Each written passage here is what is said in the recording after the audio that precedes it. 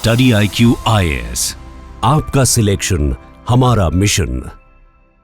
नमस्कार दोस्तों वैसे तो आप सब जानते हैं भारत सरकार ने डिसाइड किया है कि जो इंडस वाटर ट्रीटी है उसको अभी के लिए सस्पेंड किया जा रहा है। लेकिन कल जो है हमारे वाटर मिनिस्टर भारत के, उन्होंने कुछ ऐसा बयान दिया जिसको लेकर काफ़ी चर्चा चल रही है। उनका ये कहना है कि हम एक ऐसे प्लान पर वर्क कर रहे हैं जिससे पाकिस्तान को इंडस नदी का एक बूंद भी पानी नसीब नहीं होगा। तो थोड़ा सा इसको डिटेल में समझने की जरूरत है कि यहाँ पर वो कौन से 3 बड़े प्लान्स की बात कही जा रही है, क्या एक्चुअल में ये पॉसिबल है, क्योंकि वो हर एक सिनेरियोज हम देखेंगे इस वीडियो के अंदर, तो आपको काफ़ी कुछ जानने को मिलेगा। चलिए आगे बढ़ते हैं, लेकिन उससे पहले आप सबको बता दूं, आप में से जो भी लोग यूपीएससी की प्रिपरेशन कर रहे हैं, हमारे जो फाउंडेशन बैचेस हैं उसको अवेल कर सकते हैं। जैसे 2026 हो गया या फिर 2027 की भी तैयारी कर रहे हैं, तो इसमें कंप्लीट प्रिपरेशन आपको मिलता है। प्रीलिम्स, मेंस, इंटरव्यू बुक्स आपके घर पर भेजे जाते हैं। 1-to-1 मेंटरशिप आपको पूरे कोर्स के दौरान मिलता है। यूज करिए ये कोड अंकित लाइव ताकि आप मैक्सिमम जो डिस्काउंट है वो ले सके।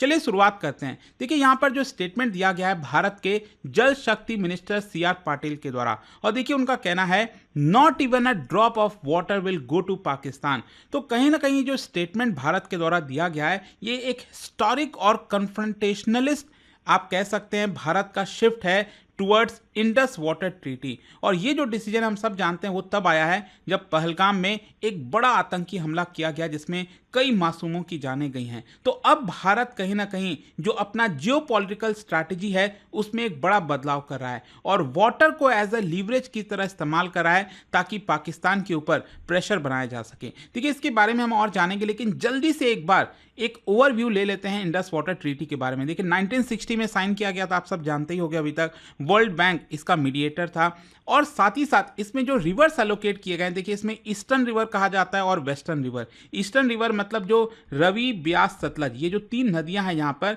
इसका पूरा का पूरा पानी भारत इस्तेमाल कर सकता है विदाउट एनी रेस्ट्रिक्शंस।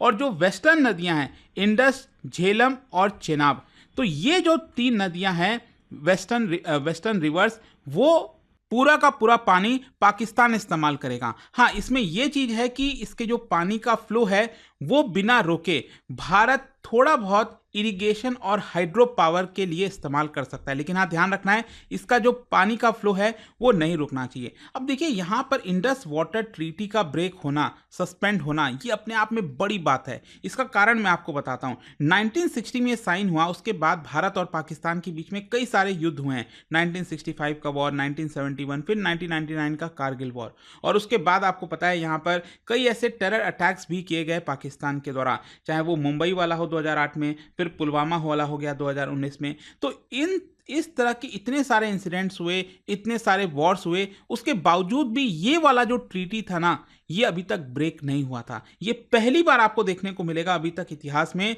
जब इंडस वाटर ट्रीटी के ऊपर एक प्रकार से रोक लगी है, इसको भारत ने सस्पेंड किया है। अच्छा, पहले भी अगर आप देखिए जैसे 2016 में जो उरी वाला अटैक किया गया था पाकिस्तान के द्वारा, तो उस समय पीएम मोदी का यह स्टेटमेंट आया था और उन्होंने चेतावनी दी थी, blood and water can not float together. और 2019 में जब पुलवामा वाला केस हुआ तब भारत ने जो डैम का प्रोग्रेस है उसको और फास्ट ट्रैक कर दिया ताकि हमारे हिस्से में जो पानी है उसको हम पूरी तरह से इस्तेमाल करें, पाकिस्तान को ना दें। लेकिन अभी तक उसका इंप्लीमेंटेशन पूरी तरह नहीं हो पाया था। अब जाकर इसमें वापस से तेजी आपको देखने को मिलेगी। मतलब इसका इंडिकेशन पहले भी हो रहा था, ये मैं बेसिकली आपको बताना चाहता हूं, जिस तरह से पीएम मोदी का ये स्टेटमेंट आया था 2016 में भी। लेकिन कल यहां पर जल शक्ति मिनिस्टर के द्वारा जो स्टेटमेंट दिया गया, उन्होंने कहा कि भारत 3 फेज प्लान में वर्क कर रहा है। बेसिकली शॉर्ट टर्म प्लान है, मीडियम टर्म प्लान है और लॉन्ग टर्म प्लान है, ताकि अल्टीमेटली लॉन्ग टर्म प्लान में यही है कि जो इंडस वाटर ट्रीटी है उसको हम पूरी तरह से रद्द कर दें, या तो रीनेगोशिएशन हो या तो पूरी तरह से रद्द हो जाए, और भारत जैसे चाहे 6 के 6 जितनी भी नदियां हैं इंडस सिस्टम के अंदर, उसका पूरा पानी जैसे चाहे वैसे इस्तेमाल कर सकेगा। तो यहां पर ये जो तीनों प्लान है वो थोड़ा समझने की जरूरत है कि भारत किस तरह से प्रोग्रेस कर सकता है इंडस वाटर ट्रीटी को लेकर, मतलब जो हम कैंसिल करना चाहते हैं। सबसे पहला है शॉर्ट टर्म प्लान। देखो शॉर्ट टर्म प्लान में क्या है, इमीडिएट बेसिस पर भारत हो सकता है, और हो सकता है कि यहां पर ऑलरेडी काम चलना स्टार्ट हो गया होगा, कि जो नदियां हैं उसका डीसिल्टिंग करना। अब देखिए जो नदी आपका जा रहा है पाकिस्तान की तरफ, यहां पर हम चाहते हैं कि उसमें डीसिल्टिंग किया जाए ताकि यहाँ पर उसका जो पानी का मोड़ है वो दूसरी तरफ किया जा सके। मतलब बेसिकली कहने का मतलब यह है कि जो कैनाल सिस्टम है, वो नदियों से जो कैनाल सिस्टम निकलता है वो हम एक प्रकार से रीस्टोर करें ताकि पानी को रीडायरेक्ट किया जाए। और भारत के अंदर जैसे जम्मू कश्मीर के अंदर जो खेती होती है वहाँ पर पानी की कमी है, तो इन नदियों का जो पानी है वो हम भारत के खेत में इस्तेमाल कर सकें। ये भारत इमीडिएट बेसिस पर स्टार्ट कर सकता है और इसके लिए आपको नदियों का जो डीसिल्टिंग है वो करना होगा। फिर इसमें क्या है कि फॉर एग्जांपल जम्मू कश्मीर में रावी नदी हो गया, उज नदी हो गया, वहाँ पर आप कह सकते हैं कि ये चीज़ें अभी जल्द से जल्द स्टार्ट हो सकती हैं। फिर इसके अलावा शॉर्ट टर्म का प्लान ये भी है कि भारत जो है अभी ये देख रहा है कि रिव्यू किया जाए। अभी क्या है ना, आप समझिए ये जो बाकी के 3 नदियां हैं नीचे, ये जो ईस्टर्न रिवर की हम बात करें ना, रवि, ब्यास और सतलज, वहाँ वो हम पूरी तरह से इस्तेमाल कर सकते हैं as per Indus water treaty. मतलब यहाँ पर तो हमें कोई रोक ही नहीं है। अगर हम जीरो पानी भी पाकिस्तान को करेंगे, मतलब कोई भी पानी नहीं देंगे, तो भी पाकिस्तान कुछ नहीं कर सकता। तो यहाँ पर क्या है कि भारत इसका पूरी तरह से अभी इस्तेमाल नहीं कर रहा है, तो यहाँ पर बहुत सारा जो डैम वगैरह के थ्रू पानी है वो रिलीज कर दिया जाता है पाकिस्तान की तरफ। तो जो पानी आपका रिलीज हो रहा है, कितने क्वांटिटी में हो रहा है, वो हमें थोड़ा सा देखना होगा, उसको रिविजिट करना होगा कि कम से कम पानी हम पाकिस्तान में रिलीज करें। और अल्टीमेटली इसके अंदर एक और चीज़ है कि न्यू ऑब्जर्वेशन सेंटर्स बनाए जाएंगे जो भी पानी का वाटर लॉस हो रहा है। तो ये सब कुछ एक प्रकार से शॉर्ट टर्म का प्लान है जो अभी स्टार्ट किया जा सकता है। अच्छा, इसके अलावा मीडियम टर्म प्लान क्या है? मीडियम टर्म प्लान ये है कि जो ऑन गोइंग प्रोजेक्ट्स है उसको एक्सेलरेट किया जाए, उसको और तेज गति दिलाई जाए। फॉर एग्जांपल प्रोजेक्ट चल रहा है शाहपुर कांडी डैम का, उज मल्टी पर्पस प्रोजेक्ट हो गया, सेकेंड रावी कनाल हो गया। तो इसको हमें फास्ट ट्रैक करना है ताकि एटलीस्ट ये जो मैंने आपको बताया ना, ये जो 3 नदियां हैं, ईस्टर्न रिवर है नीचे वाली, रवि, ब्यास और सतलज, इसी का पानी हम इस्तेमाल नहीं कर रहे हैं। तो जब तक यहाँ पर जो प्रोजेक्ट्स अभी चल रहे हैं वो पूरी तरह से कंप्लीट नहीं हो जाते, तब तक हम इनका फुल यूटिलाइजेशन नहीं कर पाते हैं। तो इसी की वजह से मीडियम टर्म प्लान ये है कि जल्द से जल्द जो प्रोजेक्ट्स हैं उसको कंप्लीट किया जाए। फिर इसके अलावा जहां तक वेस्टर्न नदी का सवाल है, इंडस, झेलम और चेनाब, वहां पर हम क्या कर सकते हैं कि जो स्टोरेज है और जो हाइड्रो पावर है उसको इंक्रीज कर सकते हैं। मतलब जो पानी वगैरह आपका पाकिस्तान की तरफ जाता है, तो यहाँ पर जो पानी का थोड़ा बहुत स्टोरेज अगर हम बढ़ा सकें मीडियम टर्म में, वो हम यहाँ पर करना चाहेंगे। फॉर एग्जांपल जम्मू कश्मीर में ये जो डैम है, पकलडुल डैम हो गया, रतले डैम हो गया, सावलकोट हो गया, तो यहाँ पर इसमें जो पानी वगैरह है वो हम ज़्यादा स्टोर नहीं कर सकते हैं अभी के लिए, क्योंकि इंफ्रास्ट्रक्चर नहीं है। तो मीडियम टर्म में एटलीस्ट हम थोड़ा बहुत कोशिश कर सकते हैं कि ज़्यादा से ज़्यादा जो पानी का स्टोरेज है हम वहीं पर कर सकें।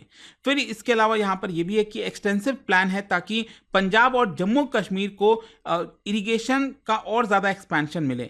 मतलब ये जो नदियों का पानी है वो पानी एक्चुअली पंजाब और जम्मू कश्मीर में अच्छे तरीके से पहुंच जाए, किसानों के खेत में डायरेक्टली पहुंच जाए। लेकिन देखिए असली गेम तो लॉन्ग टर्म प्लान क्या है, ये तो हम शॉर्ट टर्म, मीडियम टर्म, आप जो कह लीजिए, भारत ने जो डिसाइड किया है कि इंडस वाटर ट्रीटी को हम सस्पेंड करना चाहते हैं।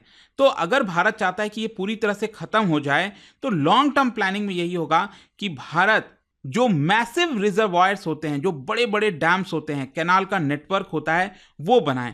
मतलब ऑलरेडी जो नीचे वाली नदियां हैं वहां पर तो काम चल रहा है, लेकिन जो ऊपर की नदियां हैं, इंडस, झेलम और चेनाब, जिसका पानी पाकिस्तान का, वैसे तो अगर आप देखो एज पर ट्रीटी वो पाकिस्तान का होता है, लेकिन अगर हम ट्रीटी खत्म करते हैं और हम चाहते हैं कि एक बूंद पानी भी पाकिस्तान में ना जाए, जो अभी यूनियन मिनिस्टर के द्वारा बोला गया, जल शक्ति मिनिस्टर के द्वारा, कि एक बूंद भी पानी हम पाकिस्तान में नहीं भेजेंगे, तो इसके लिए तो ऑब्वियस सी बात है फिर भारत को यहाँ पर बड़े बड़े जो रिजर्वायर्स, डैम्स, इसके ऊपर काम करना होगा, तभी यहाँ पर ये पॉसिबल हो पाएगा। फिर एक और प्रपोजल लॉन्ग टर्म में ये भी है कि जो ईस्टर्न और वेस्टर्न नदियां हैं उसको इंटरलिंक कर दिया जाए। मतलब ऊपर वाली जो नदी है नीचे वाली है उसको कैनाल के माध्यम से लिंक किया जाए, ताकि अगर ऊपर कभी कमी आती है पानी की, नीचे कमी आती है पानी की, तो ऊपर से वो पानी डाइवर्ट करके नीचे लाया जा सके। और कई बार ऐसा होता है कि जो ईस्टर्न रिवर्स है उसमें पानी की कमी भी हो जाती है, तो ऊपर से हम पानी को ईजिली नीचे की तरफ ट्रांसफर कर सकते हैं। और फिर देखिए यहाँ पर सवाल ये भी उठता है कि जो नदियों का पानी है, जो एक्स्ट्रा पानी होगा वो हम करेंगे क्या?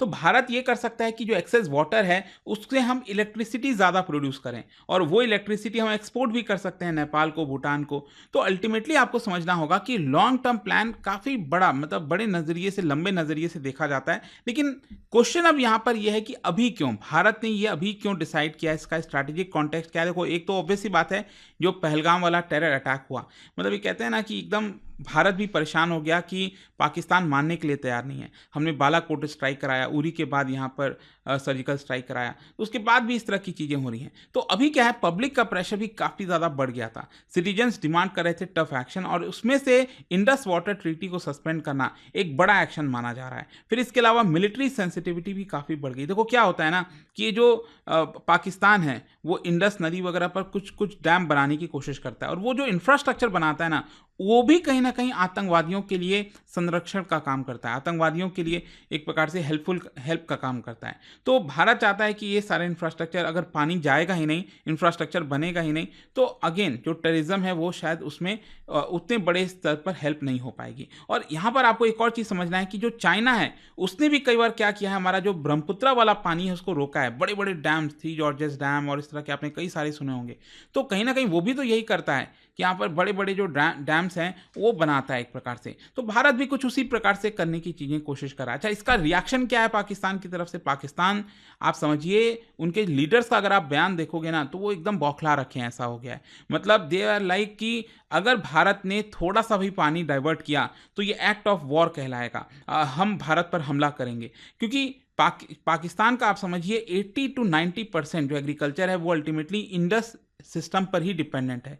तो आप जस्ट इमेजिन कर सकते हैं अगर पानी रुक गया तो पाकिस्तान की जीडीपी का क्या होगा, इंटरनल जो अनरेस्ट आएगा वो शायद अनइमेजिनेबल है। और इसी की वजह से अगर आप देखोगे तो पाकिस्तान इस समय अलग अलग फोरम्स पर जा रहा है, यूएन में जा रहा है, वर्ल्ड बैंक, अपने फ्रेंडली कंट्री से बात कर रहा है, चाइना, टर्की से, कि यहाँ पर आप हमारी मदद करिए, इसमें इंटरवीन करिए कि भारत हमारा पानी ना रोक सके। खैर, इसका अगर हम भारत के पर्सपेक्टिव से स्ट्रैटेजिक कैलकुलेशन की बात करें तो देखो, भारत अल्टीमेटली यही चाहता है कि भारत पनिश करना चाह रहा है पाकिस्तान को।